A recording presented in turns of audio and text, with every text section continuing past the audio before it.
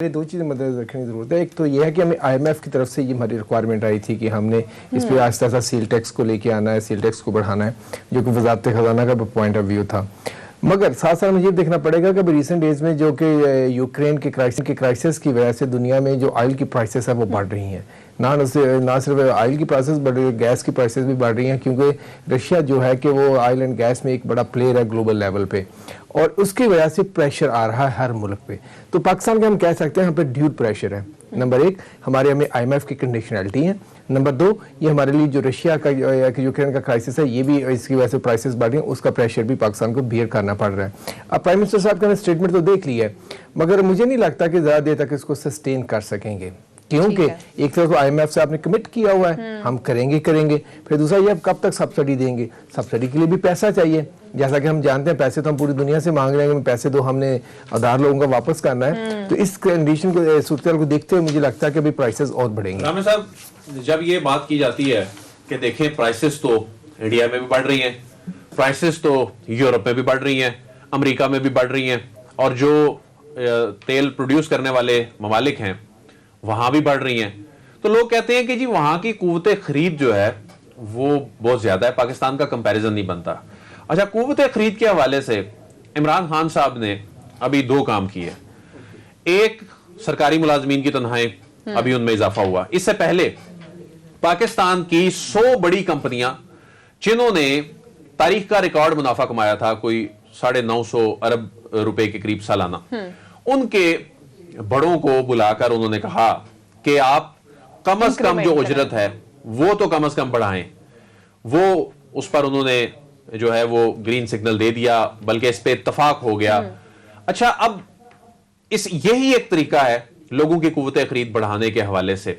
आप क्या समझते हैं गवर्नमेंट का जो ये इकदाम है? सरकारी मुलाजमीन की तनख्वाहें हर साल वैसे बढ़ जाती हैं, यही सुनते हैं जी सरकारी मुलाजमीन की तनख्वाहें बढ़ गई, लेकिन ये कोई बहुत बड़ी तादाद में तो नहीं है। उस तरह पूरा मुल्क सरकारी मुलाजमीन पर तो नहीं मुश्तमिल।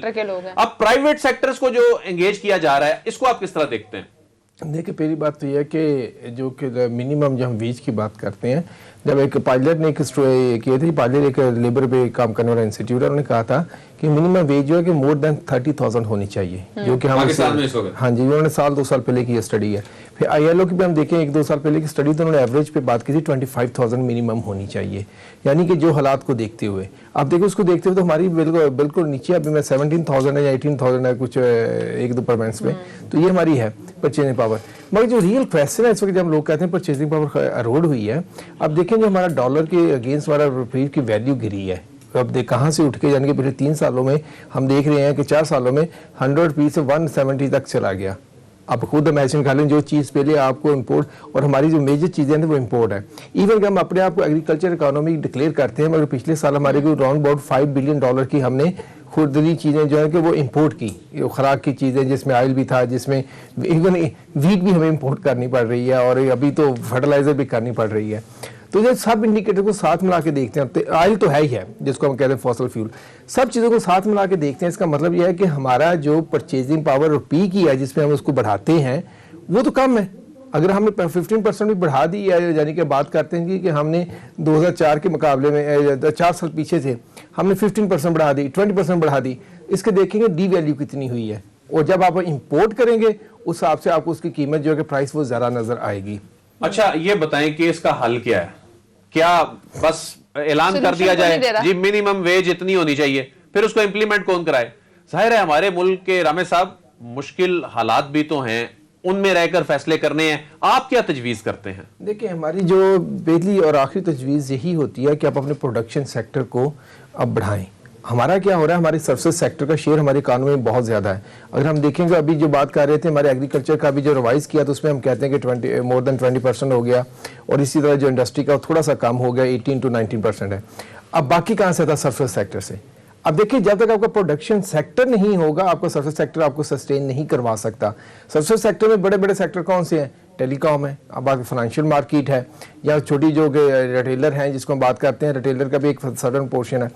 ये जो लोग हैं, ये आपको टैक्स के मद में क्या दे रहे हैं, आपको यहाँ ये भी देखना पड़ेगा। यही अगर हम बात कंपेयर करें हम इंडस्ट्री से, वो आपको क्या दे रही है, नंबर 1। नंबर 2, जॉब्स क्रिएशन क्या है।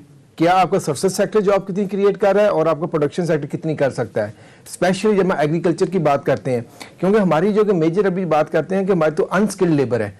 जब अभी देखने का अभी मैं देख रहा था इसका स्टैटिस्टिक्स, हमारी लिटरेसी रेट जो है कि वो ऑलमोस्ट 60 to 61% है, हम 61% कह लेते हैं। इसका मतलब है अभी पाकिस्तान में 85.5 मिलियन लोग कंप्लीटली अनएजुकेटेड हैं। अब उसको तो आप सर्विस सेक्टर में नहीं ला सकते, या उनको आप क्या कहते हैं सोफिस्टिकेटेड इंडस्ट्री में नहीं ले जा सकते। ये यानी कि 85 मिलियन तो वो लोग हैं जो जिनको हम पंजाबी में कहते हैं चिट्टे अनपढ़, यानी जो सिर्फ कुछ भी नहीं कर सकते। और इसके अलावा बहुत बड़ी तादाद है इस लिटरेसी रेट में जो सिर्फ अपना नाम पढ़ सकती लिख सकती है। अब इस कंटेक्स्ट में हमें किस सेक्टर को आगे लेके चलने की जरूरत है जिसमें लोगों की जिंदगी में बेहतरी है, वो है एग्रीकल्चर। अनफॉर्चुनेटली हमारे एग्रीकल्चर सबसे इग्नोर सेक्टर है। अभी ये दावे तो उन्होंने किए हैं, कोई किसान कार्ड ला रहे हैं, कभी कुछ सब्सिडीज के लिए कर रहे हैं, फिर अभी ये कह रहे हैं कि हुकूमत दावा कर रही है कि रिकॉर्ड पैदावार हुई है, फिर दूसरी जानिब खाद जो है वो भी शॉर्ट हो जाती है।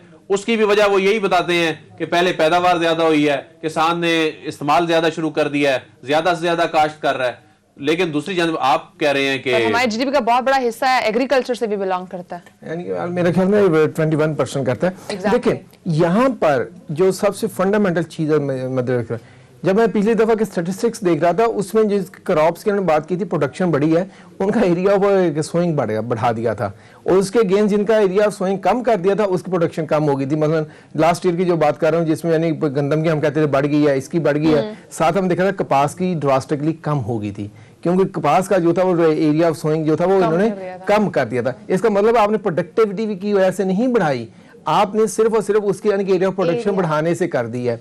नंबर एक। नंबर दो, अब देखिए सब्सिडी की जो बात होती है, हमारी सब्सिडी की पॉलिसी है ही फ्लॉड। रीजन क्या है? ये देते हैं ब्लैंकेट सब्सिडी। अब मुझे एक बात बताइएगा आदिल साहब, एक हमारे पाकिस्तान में जो कि ऑलमोस्ट 1.23 मिलियन फार्म ऐसे हैं जो लेस देन 1 एकड़ है, जिनके एक एकड़ से भी जमीन कम है, उसके लिए अगर आप 9,000 की बोरी पे या 8,000 की बोरी पे 1,000 रुपए की दे रहे हैं आप सब्सिडी, उसके लिए तो कोई मायने नहीं रखते, वो तो खरीद ही नहीं सकता। इसी तरह अराउंड अबाउट 3 मिलियन जो फार्मर है वो लेस देन 2.5 एकड़ है। अब मुझे ये बताएं कि इनके पास इतनी इस्तात होती है कि जो इतनी बड़ी बोरी बैग जो है कि 1,000 की सब्सिडी खरीद सके? नहीं, बल्कि ये 1,000 किन के काम आता है कि जो बड़े फार्मर्स होते हैं वो इसको छोटे फार्मर के नाम पे वो क्या करते हैं, वो सब्सिडी को ले जाते हैं। इस तरह हमने बात की थी हम किसान कार्ड देंगे, उसका प्रोसेस कॉम्प्लिकेटेड है, सारा कुछ है। अब आपको चाहिए एक ड्यूल एच सब्सिडी पॉलिसी। उसका क्या होना चाहिए? जो आपकी सब्सिडी है, जो कि आप इमेजिन करेंगे, सॉरी आप कैलकुलेट करें, इतने परसेंट फार्मर की ये इनकम है, ये पॉवर्टी में फॉल करते हैं, इनको जो देनी है आपने इनपुट्स वो फ्री ऑफ कॉस्ट देनी है। उसके ऊपर आप देखें जी इतने एकड़ तक है, इनको 1,000 की जरूरत है, उसका 1,000 की दे दें या 2,000 की दे दें। फिर कैलकुलेट करें कि ये इसके ऊपर जो लोग हैं उनकी तो सेल्फ सफिशिएंट है, उसको सब्सिडी देने की जरूरत ही नहीं है। आप तो सर जो बात कर रहे हैं ये स्कैंडिनेविया में तो हो सकता है कि एक खास तबके को फ्री दे दी जाए जिनकी इनकम बहुत कम है, और जो बहुत ज्यादा कमा रहा है उससे बल्कि लिया जाए, उसको दिया ना जाए। पाकिस्तान में ये कैसे मुमकिन हो सकता है? यहाँ तो चीजों का मिसयूज शुरू हो जाता है अगर इस तरह से ये फ्री में देना शुरू कर दिया तो। देखिए ना, यही तो बात है कि आप देखें ना, आप जो सास प्रोग्राम चला रहे हैं, कितना बड़ा प्रोग्राम चला रहे हैं, इसकी डायरेक्शन नहीं सही। आप लोगों को सिर्फ मुफ्त में पैसे दे रहे हैं। अगर आप यही पैसा उठाएं और एग्रीकल्चर को देना शुरू करें, आपको लोग, एक तो ये है कि वो बाइज्जत तरीके से कमाना शुरू होंगे, दूसरी बात ये है कि वो आपकी प्रोडक्शन में इजाफा करेंगे। आपको जो आप बाहर से इंपोर्ट करते हैं उसको आपको कम करना पड़ेगा, मगर आप क्या कर रहे हैं, आप वो पैसा उठा के मुफ्त में दे रहे हैं। आप फकीर बना, आप कौन को फकीर बना रहे हैं। मतलब मैं अभी भागलपुर में गया था पिछले दिनों, तो मेरी उधर से बात हो रही थी, मैंने कैसा चाह रहा यार इस दफा कपास की चनाई के लिए हमें लोग नहीं मिले। तो मैंने क्या वजह क्या हुई, उनका पॉइंट ऑफ व्यू ये था कि लोग जो थे ना पहले चनाई करने आते थे, वो कहते अब हमें सास प्रोग्राम से पैसे मिल जाते हैं, हम क्यों काम करें। अच्छा जी देखिए, आपने कौम को फकीर बनाना शुरू कर दिया। इसका एक पॉजिटिव पहलू तो ये भी है कि देखें उससे मार्केट में लेबर की अगर शॉर्टेज हुई है तो उनकी जो कम अज कम इनकम के हवाले से भी जो एक्सप्लॉइट किया जाता था वो तो कम अज कम बढ़ जाएगी इस तरीके से। देखिए वो आते ही नहीं है, वो कहते हैं कि हमें जरूरत ही नहीं है कि अब हम आपके धूप में आके आपके काम करें। हमें बात ये, मैं ये बात कहना चाह रहा हूं, देखें कोई कौम फकीर बना के आप तरक्की नहीं करती, और जब तक आप हाथ से काम करना नहीं। आप पॉवर्टी में रिडक्शन की मिसाल देते हैं चाइना की, 95 अबाव 90%, अब 90 to 95% जो उनकी पॉवर्टी खत्म हुई है वो उनकी एक्टिविटी से खत्म हुई है। वो कैश ट्रांसफर नहीं करते थे, कैश ट्रांसफर सिर्फ उनको देते थे जो काम नहीं कर सकते थे, या तो बूढ़े थे, या मजदूर थे, या बच्चे थे। बाकी जो लोग थे वो कहते थे हम आपके लिए इकोनॉमिक अपॉर्चुनिटीज क्रिएट करते हैं। बेशक देखें ये इन्होंने अभी शुरू किया था, इमरान खान साहब गवर्नमेंट में आए थे, इन्होंने कहा था हम मुर्गियां देंगे, बकरियां देंगे, दैट्स अ गुड स्ट्रेटेजी। आप लोगों को कंप्यूटर्स देते हैं, काम करो, लेकिन वो चल नहीं सका। तो यही बात है, चलना चल सकना। अब चाइना ने ये क्या किया था, उन्होंने हर जगह आइडेंटिफाई किया किस जगह कौन सी मार्केट चल सकती है, उन्होंने उस हिसाब से लोगों को काम में एंगेज किया, और यहाँ पर उनका जो प्राइवेट सेक्टर है, जो स्टेट ओन एंटरप्राइजेज है, उन्होंने एक बड़ा रोल प्ले किया। यानी कि आप ये कह रहे हैं फोकस इस वक्त इस चीज पे करना चाहिए कि लोगों को एम्पावर करना है, ना कि हमने उनको एम्पावर करना और उनको काम करने की आदत डालनी है। फ्री में खाना जो है ना, ये खत्म करना है। लंगर खाने बंद करा बस फिर ना ही समझे। बाकी आप कह रहे हैं कि काम करने की आदत भी डालें, और ये मतलब फिर ना ही समझे। बात सुने, हम कर्जा वापस करने के लिए दुनिया से पैसे मांग रहे हैं, बिल्कुल, दूसरी तरफ हम मुफ्त में पैसा दे रहे हैं।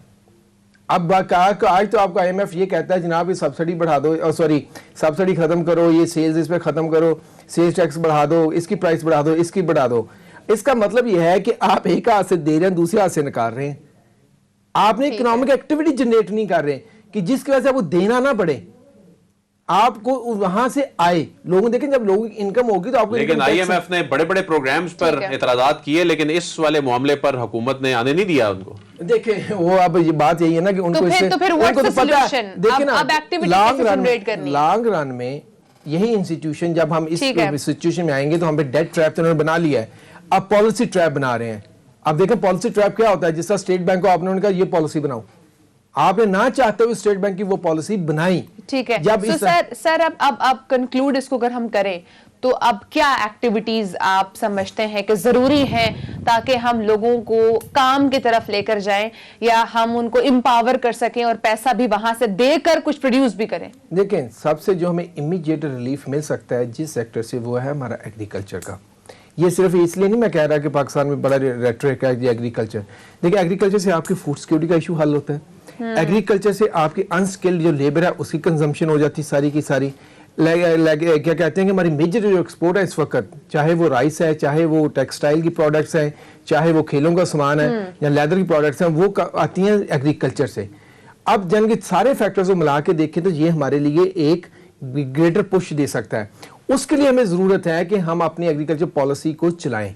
अब देखें हम चाइना के साथ हमारी एग्रीकल्चर कॉर्पोरेशन की हम बात कर रहे हैं, उसमें B2B की तो बहुत बात हो रही है, मगर B2Z की बात नहीं हो रही। इस पे किसी हो सकती है बिजनेस टू गवर्नमेंट। अब देखिए जो चाइना का बिजनेसमैन है वो बहुत बड़ा है। अब पाकिस्तान में जब वो आएंगे तो हमें उनको मिनिमम जो कि हम कॉर्पोरेट फार्म की बात करते हैं वो यानी कि 1000 एकड़ होना चाहिए, या हमारे जो 90% फार्म है वो लेस देन 12.5 एकड़ है। अब इस सिचुएशन में देखते हुए हमें एग्रीकल्चर उनके साथ ठीक है, आप लोगों यानी कि B2B भी हम आपके साथ करते हैं, मगर B2Z इसलिए इंपॉर्टेंट है कि गवर्नमेंट के पास मोर देन 8 मिलियन एकड़ पड़े हुए हैं जिस पे इकोनॉमिक एक्टिविटी जनरेट हो सकती है एग्रीकल्चर की। 8 million is a big number जिसको हम यूटिलाइज करते हुए लोगों को जॉब्स क्रिएट कर सकते हैं, वहां से सरप्लस भी क्रिएट कर सकते हैं। तो ये सेक्टर से हमें स्टार्ट करना है। सेकंड जो है को इंडस्ट्रियल सेक्टर है। इंडस्ट्रियल सेक्टर के लिए हमें ये देखना है वहां मिक्स क्रिएट करना है। अभी तो हमारा सारे का सारा जो प्राइवेट सेक्टर भी है, हम स्टेट ओन एंटरप्राइजेस को कहते हैं नहीं जी इनको बेच दो। मैं आपके साथ शेयर करता हूं कि 2021 में चाइना का जो टोटल GDP है $18 ट्रिलियन, उसमें 32% उनकी स्टेट ओन एंटरप्राइजेस का था, और दुनिया की जो 500 फॉर्च्यून कंपनी है उसमें 91 जो है चाइना की वो स्टेट ओन एंटरप्राइजेस हैं। हमारे यहाँ क्या मसला है, हम इन स्टेट ओन एंटरप्राइजेस को घर का बना दिया जहां पे जाने की जो भी फजूल बंदा आता है उसको एडजस्ट करते जाना है, इकोनॉमिक रैशनल पे नहीं चलाते। अब देखें गवर्नमेंट जो है वो सिर्फ टैक्स पे नहीं चल सकती, गवर्नमेंट को नॉन टैक्स रेवेन्यू चाहिए होता है। आप जिस दुनिया में देखें ममालिक में ये नहीं है, चाइना क्यों सस्टेन कर रहा है हर किस्म का शौक। ठीक है, इसके ऊपर बहुत डिटेल डिस्कशन हो सकती है। ब्रेक का टाइम भी है। बहुत शुक्रिया शकील प्रोग्राम को बड़ा टाइम दिया है। यानी कि जो ओवरऑल अगर मैं बात को कंक्लूड करूं तो हमने सिर्फ आवाम को वैसे पैसा देना, उनको इसलिए पैसे देना है कि वो एम्पावर हो सके और आगे और भी मनी प्रोड्यूस कर सके।